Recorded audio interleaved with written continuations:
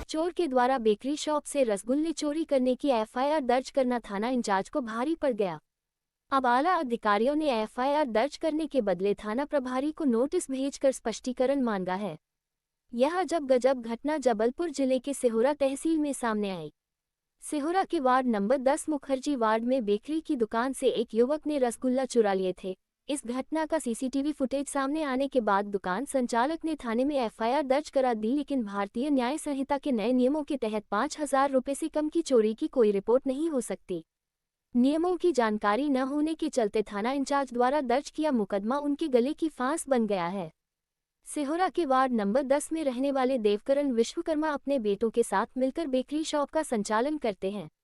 बीते दिनों उनकी दुकान पर मुंह पर गमछा लपेटे एक युवक आया और मौके का फायदा उठाकर उसने एक नामचीन कंपनी के रसगुल्ले का 1 किलो का पैकेट अपनी जेब में डाल लिया। इसके बाद वह राजश्री गुटखा के 2 पाउच जिनकी कीमत 20 रुपये है उन्हें भी अपनी जेब में रखकर उनके पैसे यूपीआई से पेमेंट करने का हवाला देकर वहां से चला गया। बाद में जब यूपीआई ट्रांजैक्शन की जानकारी ली गई तो राजश्री गुटखा के पैसे अकाउंट में आए ही नहीं। इसके बाद दुकान संचालक ने सीसीटीवी फुटेज को खंगाला, जिसमें पता चला कि सिहोरा चर्च के पास रहने वाले आशुतोष ठाकुर अपने एक अन्य साथी संचित शर्मा के साथ दुकान पर आया और मौके का फायदा उठाकर उसने रसगुल्ला और राजश्री पाउच पार कर दी।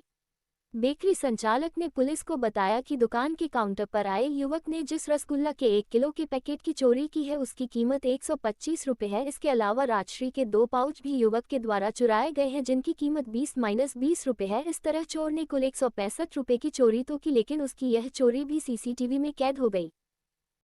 एक महिला ने सीसीटीवी फुटेज देकर थाना उपस्थित आई थी। उसकी मिठाई की दुकान थी जिसमें मिठाई की चोरी हुई है।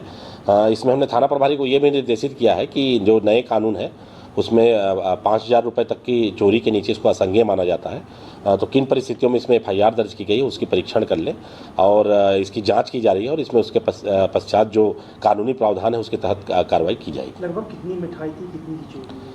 उसमें फरियादिया के बताए अनुसार 1 डब्बा रसगुल्ला और कोई 2 रसमलाई जैसी कुछ मिठाई थी, उतनी की चोरी उसने बताया है।